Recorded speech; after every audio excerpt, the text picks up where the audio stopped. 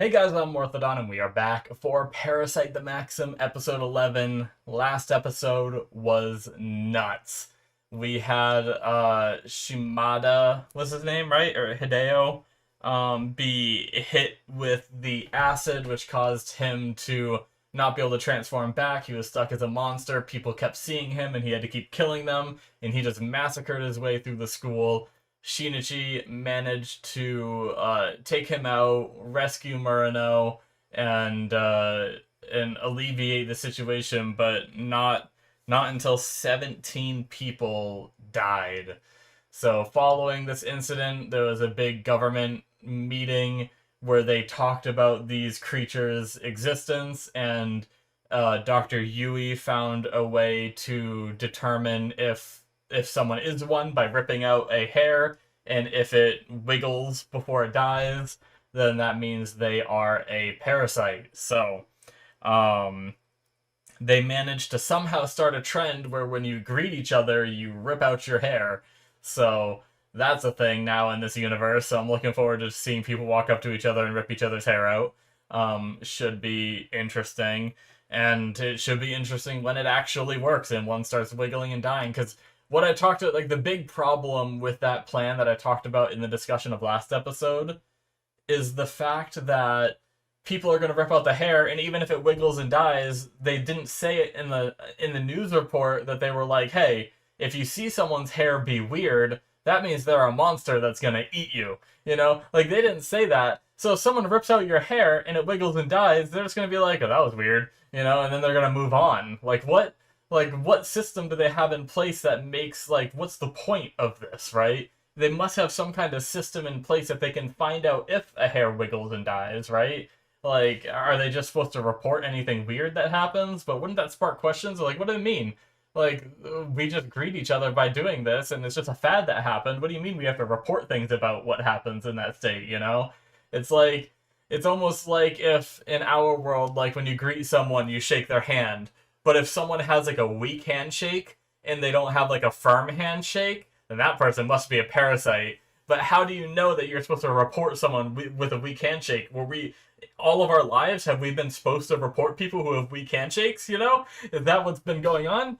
But I don't know. We'll see. Maybe this episode will explain it a little better, or maybe the first time we see someone rip a hair out, it'll like make more sense to us. But yeah, I'm looking forward to finding out. So let's watch the episode and find out.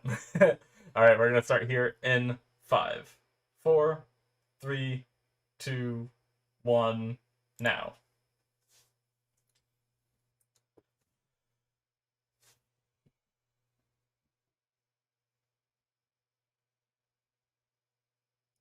Hmm.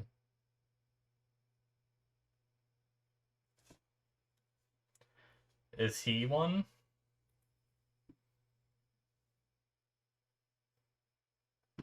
Uh-oh. That was so many hairs!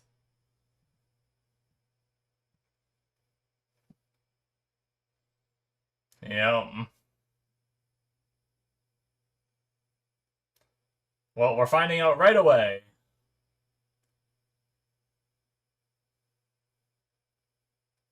Well.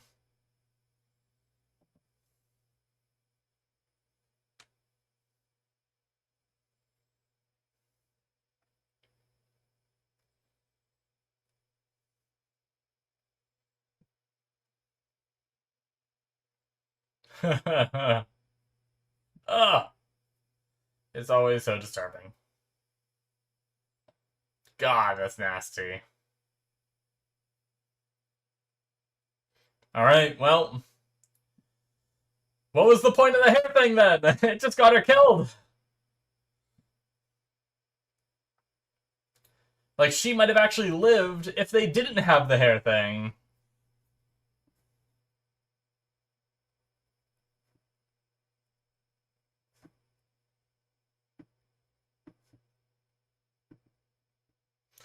So, just so you guys know, I did add a... I'm trying to let people know in the videos now.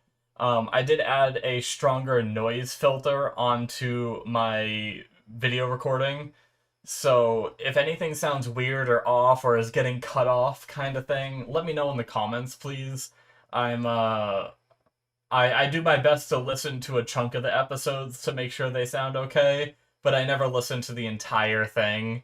Um, so yeah, just let me know what you guys think if you notice it. But hopefully there'll be less background noise now. Um, but I've used this before and I've noticed that sometimes like if I get kind of loud, it'll start like trying to noise cancel me because I'm on the louder end and it'll like cut off what I'm saying kind of thing. So I may investigate into lowering my mic sound during recording and then maybe raising it a little bit during the editing process. And maybe that will help it from like peaking the noise filter kind of thing. Who is this? Oh, this is Kana, I believe, something like that, right? Oh, has such a hard time. Yeah, Kana. Okay, good. Has such a hard time with names.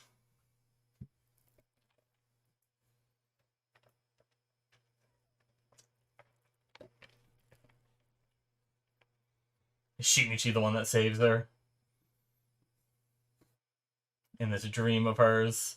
Oh my god. Ugh!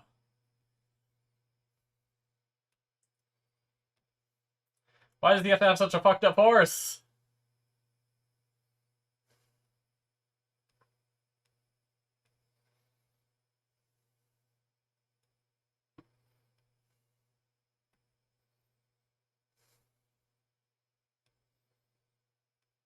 It's pretty badass though, having like a suit of armor and then the arm turns into like a sword.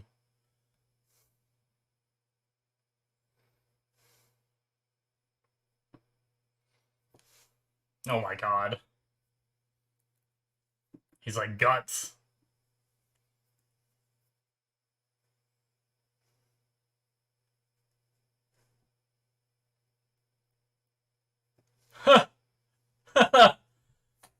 The fuck did I just dream about?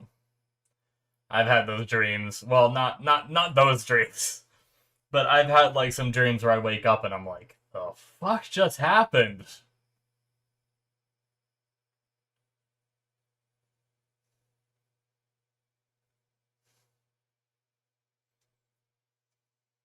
Hmm.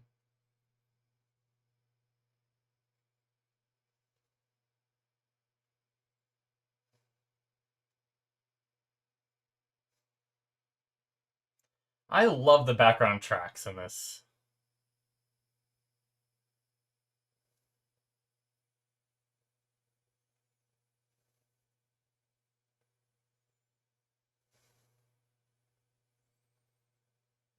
He probably tested this already, right?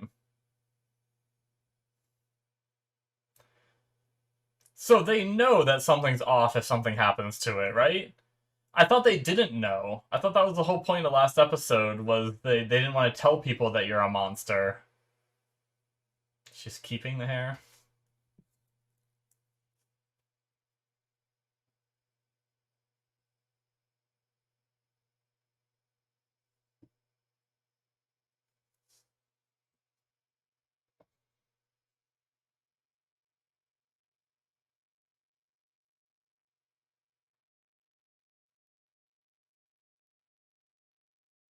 Hmm.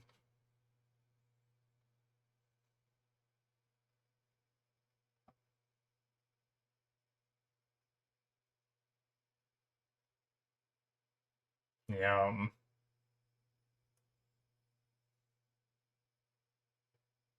Oh my god, you said my name. Oh, I guess it is. He didn't use the last name, right? Is that why she kind of like blushed? It's kind of like a big deal in Japan to say someone's first name, right? Typically, they address each other by their last names until they get to know each other better. That may be why she reacted that way.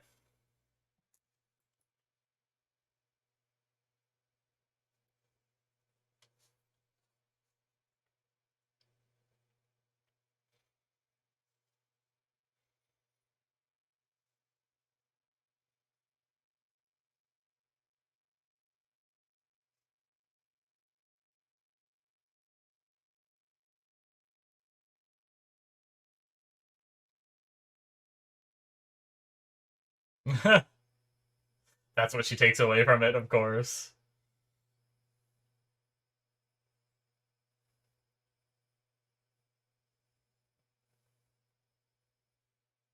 Well.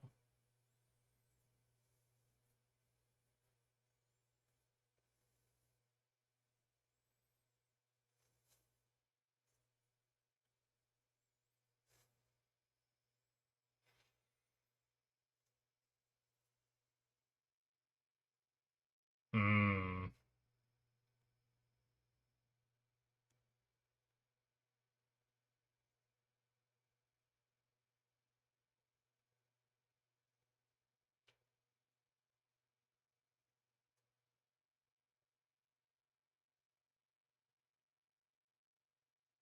Yeah, you didn't know him until he like already started to change, basically.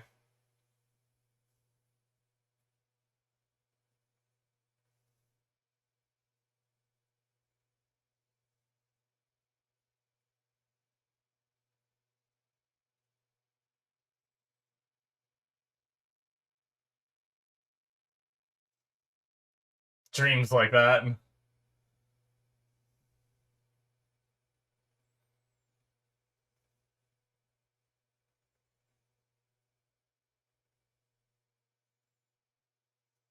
Hmm.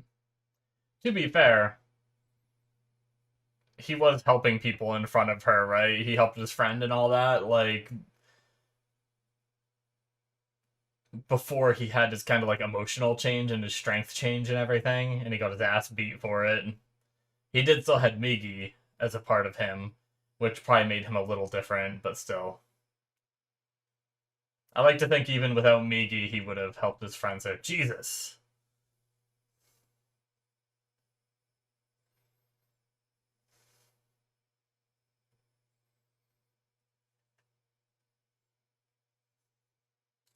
Dude, just be bald.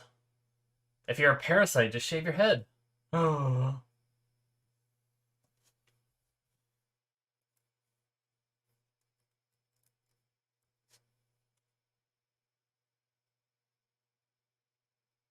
Oh my god! He's definitely a parasite, right?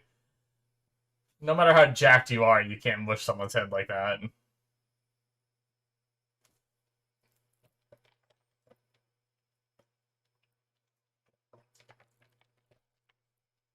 Yeah.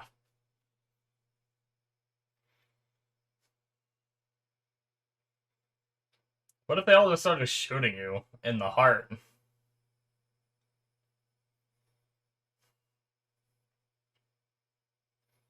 Well, I guess you just dodge. Take out the person with the gun first. Oh my god. Jesus.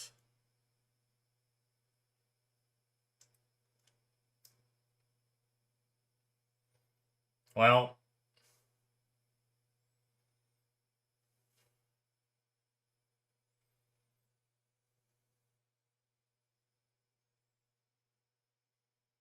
is he just testing his skills?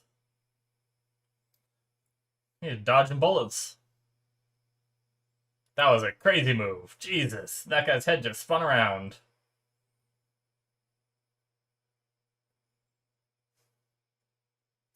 Oh my god. Oh shit. Ha! Oh, he took 2 hits. Is that what he's counting? Oh, 3.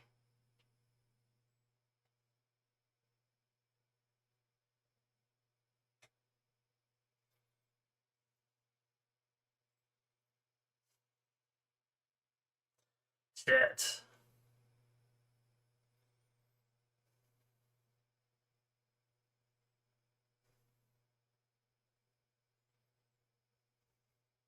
He's just a test.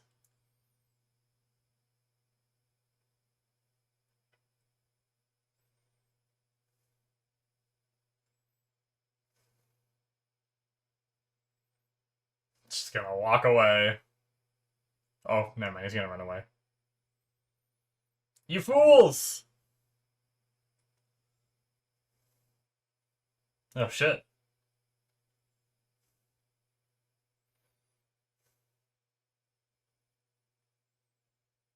Oh my god, that's terrifying.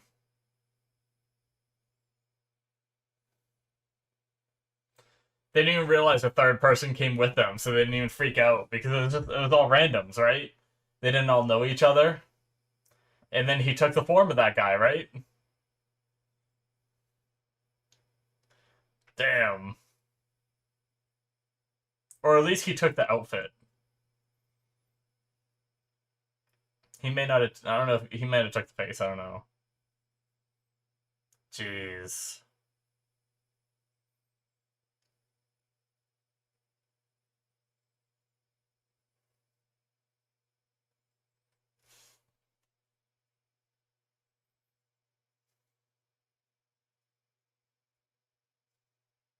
Is Migi reading the news report or seeing it? Is that why the eyeball was there?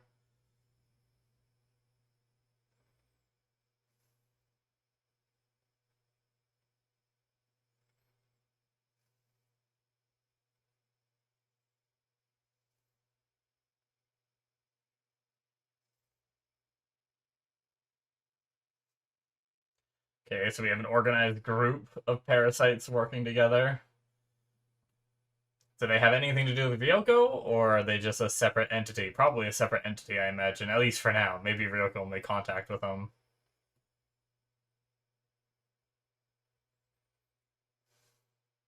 No. Good, they're on better terms again. Sadako 2D.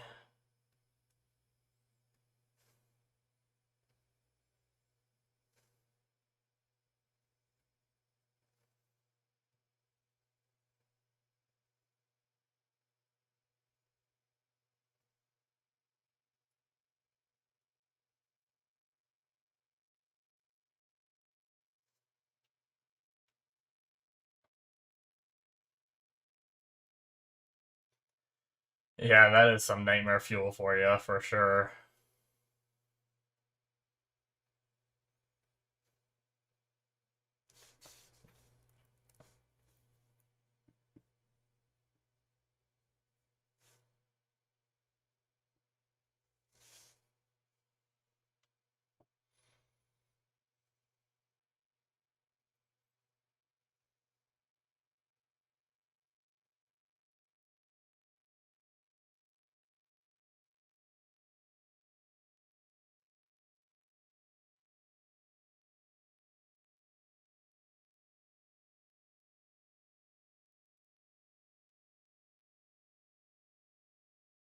Hmm.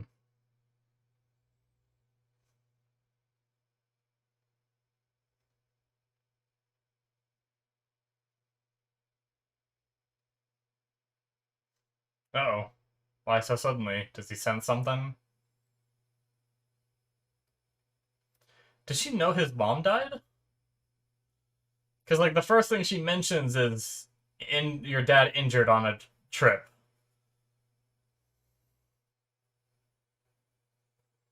Oh, shit. Oh, mom protecting its puppers.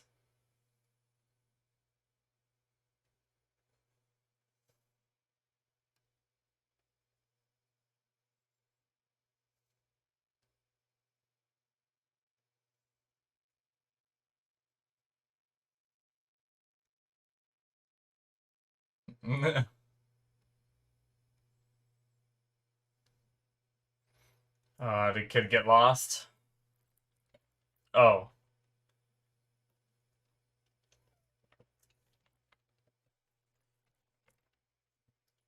Is it a parasite that took over? Maybe not. The mom almost seems disgusted, right?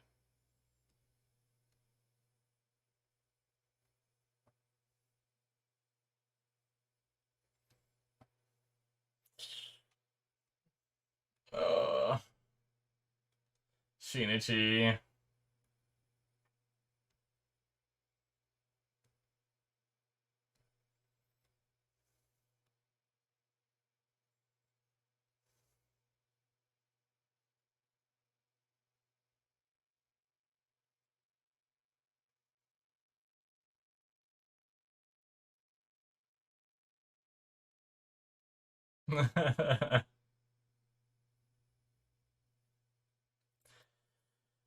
We keep having that splitting.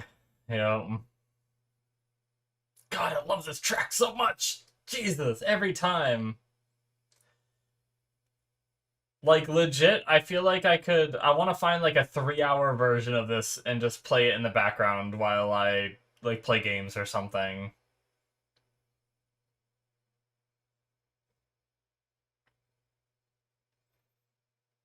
Kind of sensing them and gonna see them together.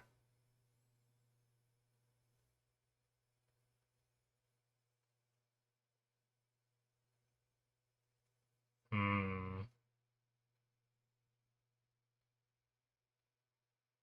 And Kana's gonna get there at the perfect time to see it.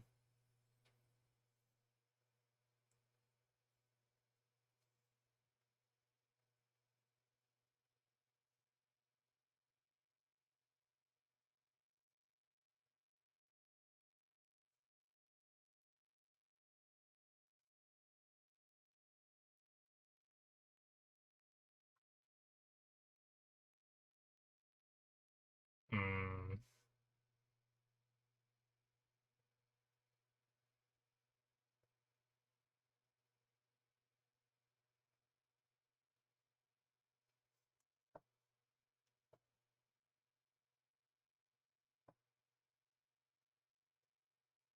Damn. She's still having those doubts.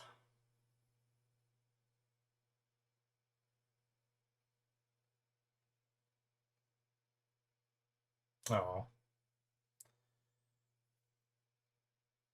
Kind of likes to play games and stuff a little bit, but I do kind of feel bad for her. Like it's not like she's doing too like she's not doing anything too bad. Like messing with Murno the way she did before was like a little bit like bitchy, but I do kind of feel bad for her because I get that feeling of having someone you like and seeing them spend their time with someone else, you know.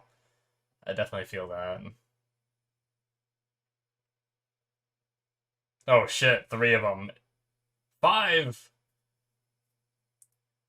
Is it the group?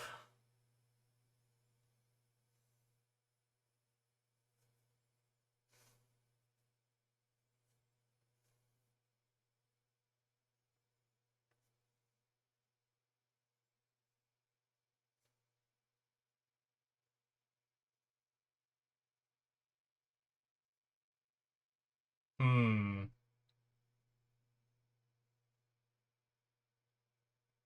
Oh shit.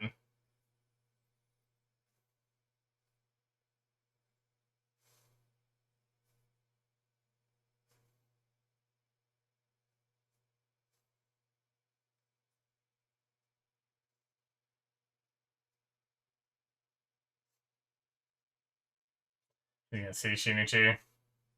Yeah, they can sense him too.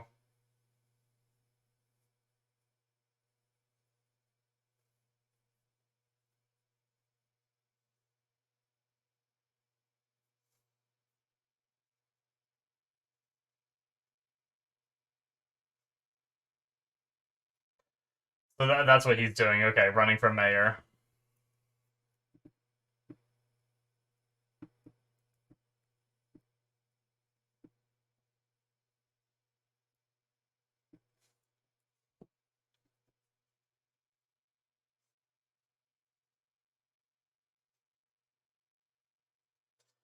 Alright, weasel their way into the government.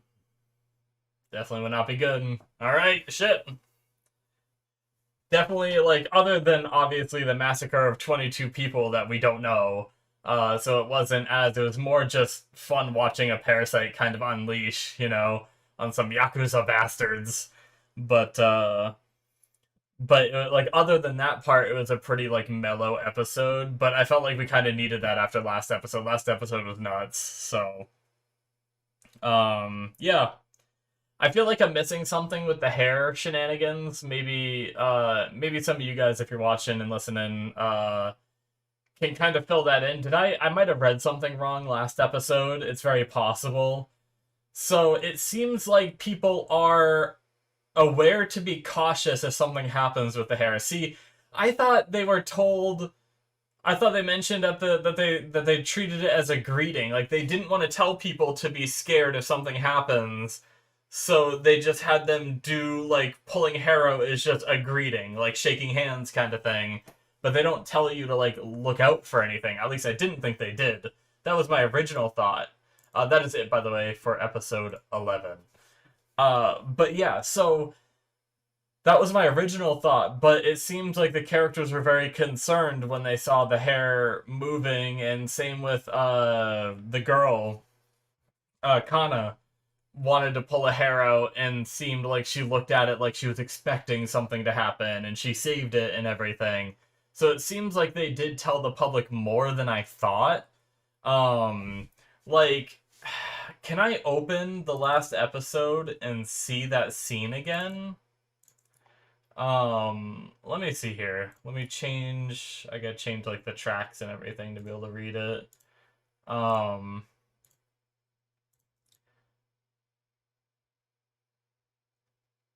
uh, let's see. Because they see like a kid right around here. They see some kids.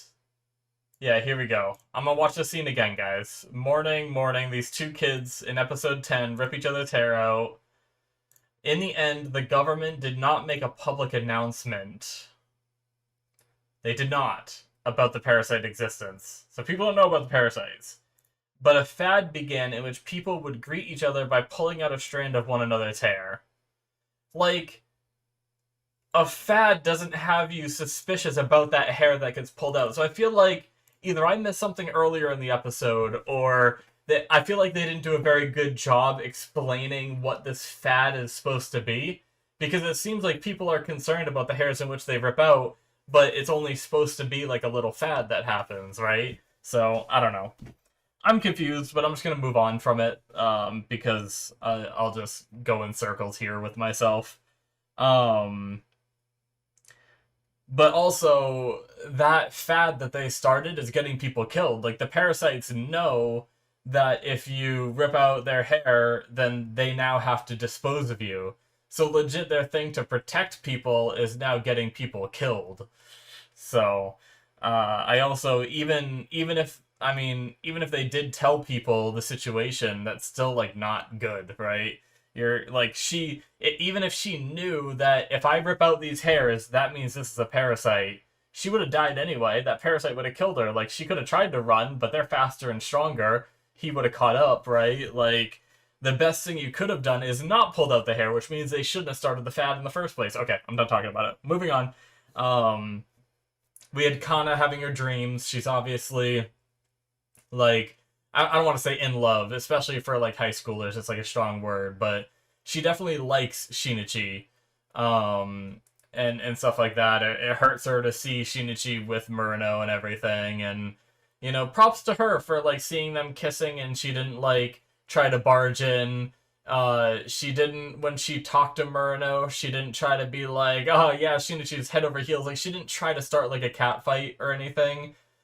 So like I thought she was gonna be one kind of character when we first met her, and she pulled that little stunt like with Murano, of being like when Murano was behind Shinichi, and she was like, "Oh, why don't you walk me home?" or whatever, and just to like get under Murano's skin. I thought that was gonna start something where Kana was gonna become kind of like an ugly person that I didn't care for her personality. But this episode, it kind of turned it around for me, and it seems like she's being more respectful about the decisions that both Murano and Shinichi are making together. And she just kind of walked away and dealt with it. And, she even said to herself, like, Baka, you knew this was going to happen, kind of thing. But she also kept the hair that she ripped out. I don't know if that's one of those, like, sentimental things, like, oh, I like this guy, so now I have a memento of him, like, Hey Arnold style. Or like a bubblegum shrine coming next. I don't know. But or if it's something where she's gonna try to like learn more through the hair, right? Like could she try to do like more scientific tests, like put it under a microscope, and could she see like a little more info? Like maybe his didn't come alive right away, but maybe because of the way his body's changed, maybe his hair is even a little different under a microscope or something. I don't know. But I'm just wondering if it's like sentimental value that she kept it, or if it's gonna be a mechanic for her to learn more about Shinichi's secret kind of thing. I guess we'll see. But we have these different. I don't know if they're are they different groups or not. I didn't really get a good look. Let me close this episode 10. Let me get let me look at like the mayor people. Are any of them ones? It's kind of hard to tell because I mean it's not a big deal, but some of like I mean a lot of the designs in the show they're not like crazy standout, right? Like, was that might have been one of the guys before, right? For the Yakuza thing? Um, the one that saw Shinichi, that might be the guy, right? So I think that mayor group might be the group that has the guy that I'm really bad with faces, especially anime faces. The mayor group might be the one that had the guy that went in and killed the 22 Yakuza members and everything. But either way, we have these groups forming separate, at least as far as we know, separate from Ryoko so far. Which means Ryoko has her own group, and there's these different sects of parasites coming together, and they're testing their military might. Right? They sent them in against 22 Yakuza members and managed to kill all of them, dealing with guns and melee weapons and stuff like that. So obviously they're not invincible, right? Like if you had like a SWAT team of M4s shooting them, I don't think they'd be able to dodge the way that they did right there. So like they definitely got to like gauge their strength, but if they're going against like a handful of people and a couple of them have pistols, then yeah, they can kind of dodge and weave kind of thing. So but if they form a bigger group, they could have a pretty powerful military might, right? So very interesting with them testing and seeing him go in as that Jack dude and just fuck shit up was pretty crazy to watch. And I mean, that's one of those things where it doesn't bother me as much because like obviously, you could think like, oh, those people probably had families and stuff, but one, they're Yakuza members, so I don't care as much. They've probably done a bunch of bad shit in their time. And I don't know them in the show, so it doesn't bother me either that they just died. But seeing how capable that guy is makes me scared for Shinichi. Plus, there's 8 of them in total, right? They said there's 6 of them on the top of the thing that they're standing on, and then there's 2 down below, right? So I think that's 8 total. That's a pretty big assortment, and that's So I wonder what Shinichi's gonna do, and the fact that he's running for mayor. One of them's trying to get into the government, get behind the scenes, and all that. So I'm wondering how that all is gonna play out and everything, right? So if he wins and all that, are we gonna have to like take out the mayor or somehow like reveal him to be what he is, or at least to some of the other groups? I don't know, but it does seem like that close knit government group tests each other's hair probably before every meeting. They're probably gonna test each other's hair, sort of thing. So at least that big organization that they have that Dr. Yui was speaking at and everything last episode should be relatively safe and shouldn't have someone weasel in, right? Assuming they keep up with that test and assuming that the parasites don't find a way to manipulate it, right?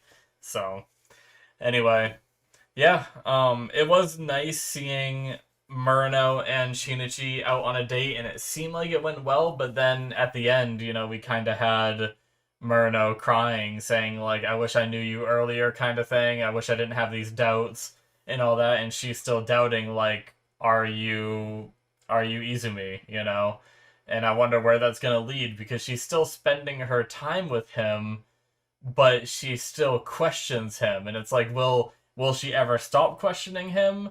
Or will she eventually just leave because she realizes that the old Shinichi is gone? I'm not sure.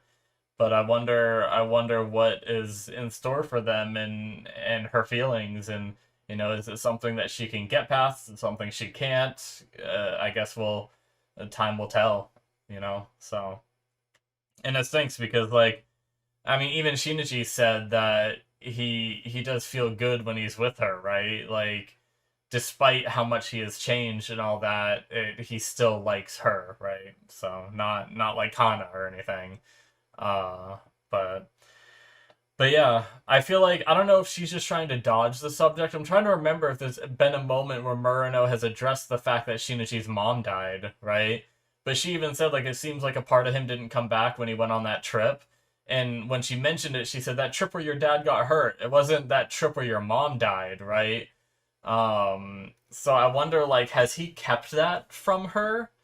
Or is it something where I'm just reading between the lines too much and I shouldn't be, and she's just referencing that trip, and maybe she just is walking on eggshells and doesn't want to be like, oh yeah, that time your mom died, kind of thing. Um, Granted, she was thinking it in her own head. She didn't say it out loud, so why wouldn't she mention like the mom dying? I don't know. It's just I feel like we've never had that moment where Murano really addresses to Shinichi like, I'm sorry about your mom and stuff. It's always been like, I hope your dad's okay and everything. So I guess we'll find out. I mean, eventually if it is like I'm thinking, then eventually she will find out and it will be like a significant scene in the show.